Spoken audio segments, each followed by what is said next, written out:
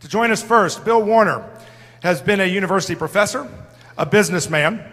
He has been a physics researcher, but he has lately pursued his passion to understand Islam and, more importantly, to make sure others have the capacity to understand what Islam is. He has become the director of the Center for the Study of Political Islam. He's an international speaker about Islamic political doctrine. He's produced dozens of books, many are outside here, including a Quran, the biography of Muhammad, and a summary of the political traditions of Muhammad. He also has a brilliant piece out there, Sharia, and how you can understand what Sharia law is. He will speak tonight on giving you an understanding on what Sharia is and what political Islam has been in history and what it is at this very moment.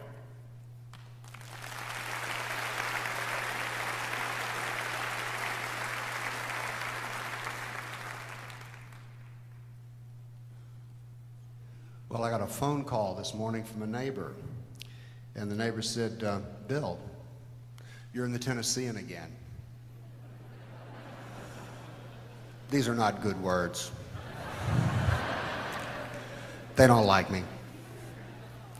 But she brought the article over, and I was amazed. There was a part of the article that I actually agreed with, the title. They were writing about Sam and Garrett and me. But what they said in particular about Sam and Gert is that we do not need outside agitators defining American values. And I went, you got that right.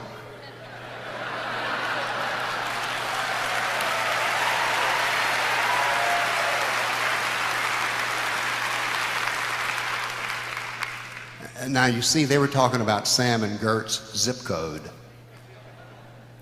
But you see, Sam, Gert, and I are all neighbors because we live in the same civilization.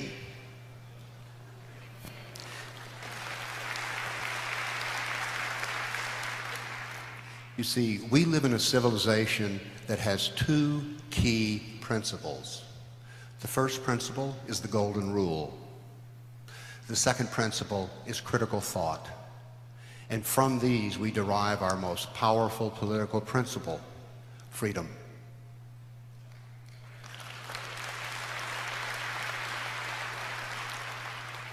Now that seems pretty obvious, but there's another civilization which is trying to define our values, and I must say has successfully defined values for a lot of people for over 1,400 years.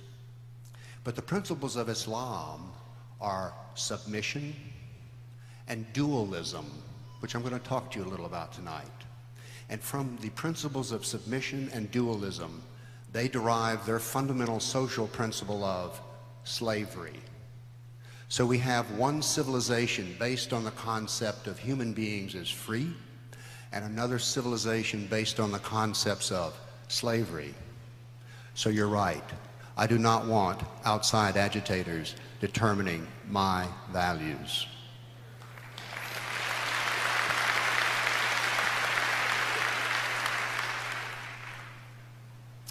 Now, when I actually read the article, it was the usual. We had the morals police, the protectors of virtue. And what we had in the article was that they're protecting our virtue by declaring that people like me, Sam, and Garrett are immoral. All right, we're bigots, we're haters. But you know, that's not quite the way it works, because we do have morals and we do have principles. As a matter of fact, we have good ones. But I want to talk to you about the fact that this piece was mostly comprised of opinion. And we don't need opinions, because opinions are a little bit like elbows in that at least everybody's got at least two of them. What we need are facts, but the most consistent message that we are delivered by the media is there are no really facts about Islam. There are merely opinions, and we're told to listen to the opinion of this professor or this imam or this person on some TV station. We can't do business like that. I'm a trained scientist, and I like facts.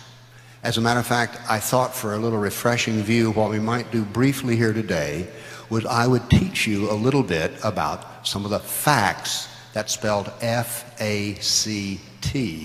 of Islam.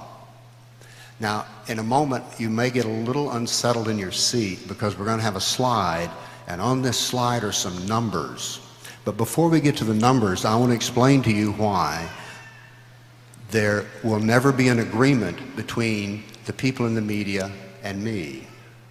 And that's this. I want to tell you a little story from Muhammad's life. This is well documented. There was a day in the city of Medina when Muhammad sat next to his now 12-year-old wife, consummated at 9, and they watched as the heads of 800 male Jews were removed. The women had already been sold into slavery, and the children adopted into Muslim families. Now, this is a fact. Every Muslim agrees with this, but it defines something, which are the 3 different views of Islam.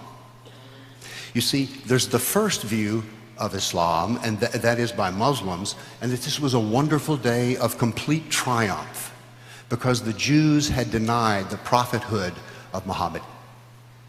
And for this, they paid the ultimate price.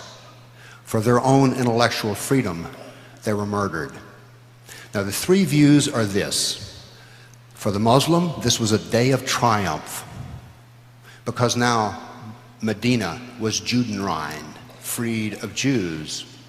Because when Muhammad got there, it was half Jewish. But on that day, Islam was triumphant. Now, there's another view, which is the view of mine. I am a kafir, K-A-F-I-R, a non-believer. And from my point of view on this day, it was a tragedy. This was an act of evil. This was a war crime. But there's a third view, which is the most common view we find in the media.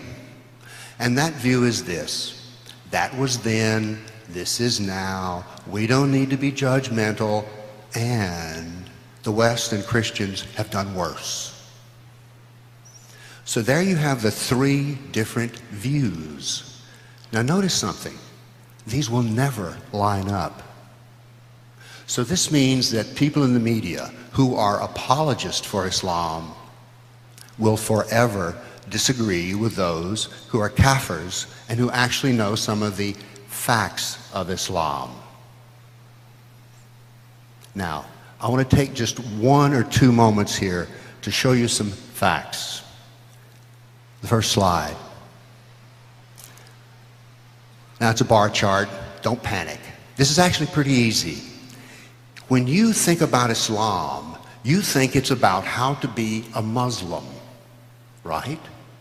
But take a look at this. This says that 64% of the Quran is about the kafir. Not how to be a Muslim, but it's about you and me. Now we're going to introduce 2 new words, the hadith, which are the traditions of Muhammad, and 37% of them are about us. But then last, in the biography of Muhammad, this is astounding. 81% of the official biography of Muhammad is about us, what to do to us, how to treat us. So you see, when we're dealing with Islam, and they seem so skillful when they first meet in playing us, there's a reason. They have an operational manual. They've been working from this operational manual for 1,400 years, and it keeps working. Now I want to teach you one other little precious fact here. Next slide. You've been told 2 lies about Islam. The first lie is that it is a religion. It is a complete civilization. And since so much of it deals with kafirs, it's mostly about politics, because you see, we're not involved in Islam. We're totally outside of it. So this is Islam's political nature. Okay, here's the take home. 86% of the Islamic sacred texts are about Muhammad, not Allah. Islam is mostly about Muhammad. Next slide. This is Muhammad's success curve. I'm a scientist, I love curves. But look at this one closely.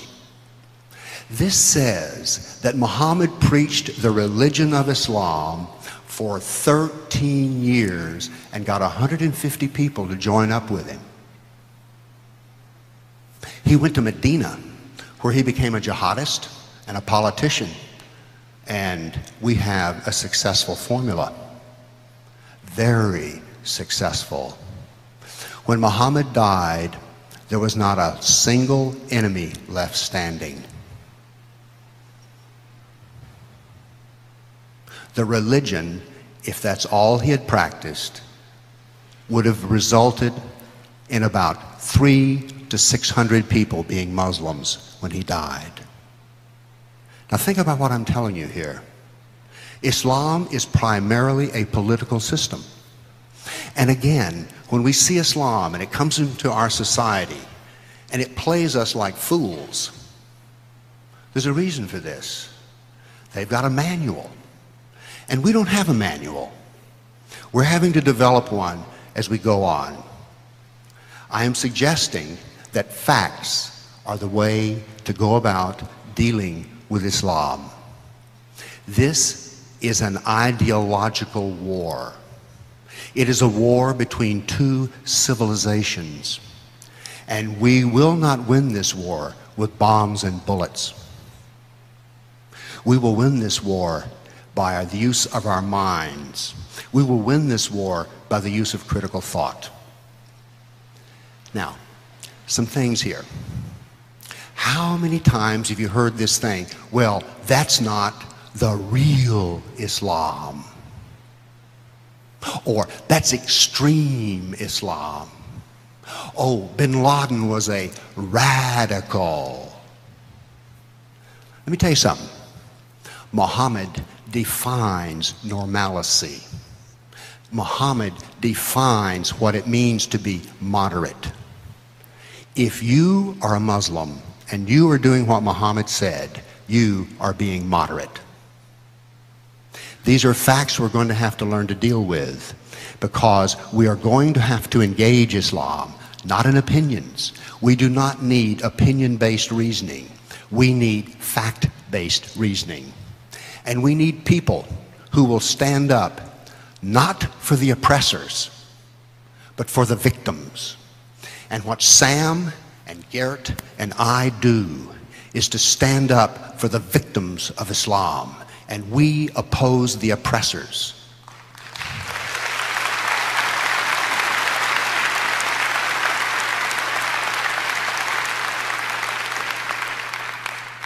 So I ask you to join me, Sam, and Garrett in an ideological war. And this war is crucial. This war was failed in Turkey, which used to be Christian and is now Muslim. This war was lost in Iraq, which used to be Christian. This war was lost in Egypt, North Africa. This war has been lost again and again. It's here, it's now. And we have to prepare for a war.